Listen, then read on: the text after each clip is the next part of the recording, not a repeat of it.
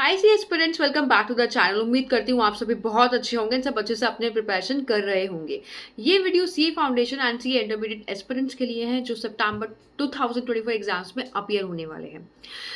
Mostly students के साथ ये प्रॉब्लम आ रही है एंड टाइम पर कि हम तैयारी तो अच्छे से कर लेते हैं, लेकिन जो हम पढ़ते हैं वो हम भूल जा रहे हैं। हम रिवीजन भी कर रहे हैं, हम प्रॉपर्ली पढ़ भी रहे हैं, 16 hours a day 17 hours a day हम पढ़ भी रहे हैं, स्टिल हम कुछ याद नहीं कर पा रहे हैं क्योंकि एंजाइटी हो रही है कि नया पढ़ने के चक्कर में पुराना भूल जाते हैं।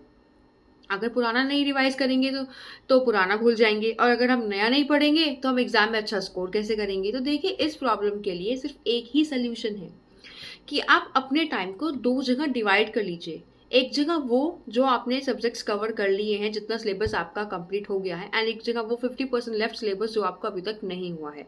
देखिए, ऐसा तो नहीं है कि 50% सिलेबस कवर करके ही आप एग्जाम देकर आ जाएंगे और आप हीरो बन जाएंगे, पास हो जाएंगे। तो ऐसा बिल्कुल भी नहीं है। ये बात अपने दिमाग से निकाल दीजिए।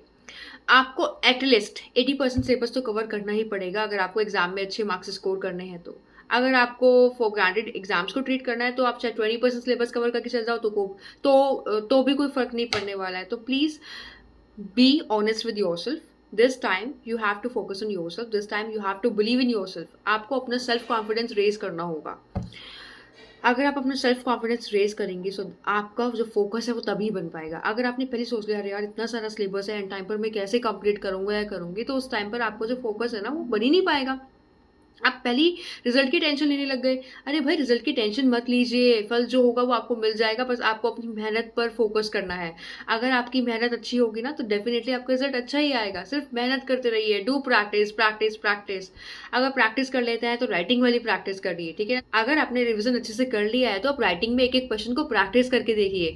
अगर आप राइटिंग में प्रैक्टिस कर चुके हैं तो मल्टीपल टाइम्स रीडिंग करिए, ठीक है ना, कि हमारी कहाँ मिस्टेक हो रही है। क्या हमने इतना प्रिपेयर कर लिया है कि हम एग्जाम में अच्छे से अपेयर हो जाएंगे? क्या हमने इतना प्रिपेयर कर लिया है कि हम अच्छे से 300+ मार्क्स ला सकते हैं? क्या हमने इतना अच्छे से प्रिपेयर कर लिया है कि हम बिना देखे आंसर को सॉल्व कर देंगे?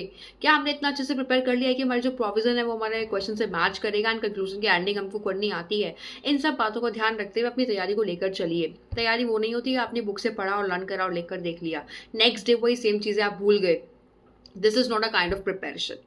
प्रिपरेशन बहुत ही सीरियस वे में होती है कि आप डेली 12 to 13 आवर्स मैक्सिमम पढ़ रहे हैं, उसके बीच आप अपने साथ डिस्ट्रैक्शन नहीं ला रहे हैं। अगर आपने डिस्ट्रैक्शंस को इन्वॉल्व कर लिया अपनी पढ़ाई में तो वो पढ़ाई नहीं रह जाती है।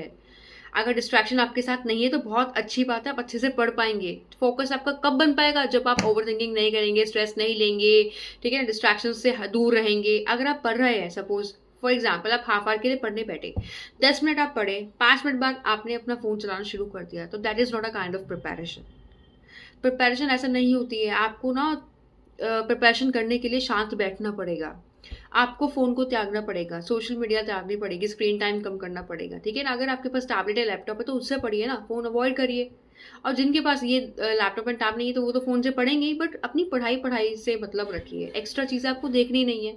जब आप एक्स्ट्रा चीज़ें देखेंगे, कोई वीडियो देखेंगे, कोई वेब सीरीज देखेंगे, तो आपका मन करेगा कि चलो यार 5 मिनट और सही, लेकिन उस 5 मिनट के चक्कर में आपको जो पूरा टाइम है वो खराब हो जाता है। आपको पता ही नहीं चलता है कि आप अपने साथ कहाँ गड़बड़ कर रहे हैं। फिर आप बाद में बैठ के सोचते हैं कि अरे पूरा दिन ऐसे निकल गया, चलो कोई बात नहीं, कल से पढ़ाई स्टार्ट करेंगे, बट वो कल फिर परसों में कन्वर्ट हो जाती है। आपको ऐसे बिल्कुल भी अपनी लाइफ को लेकर नहीं चलना है।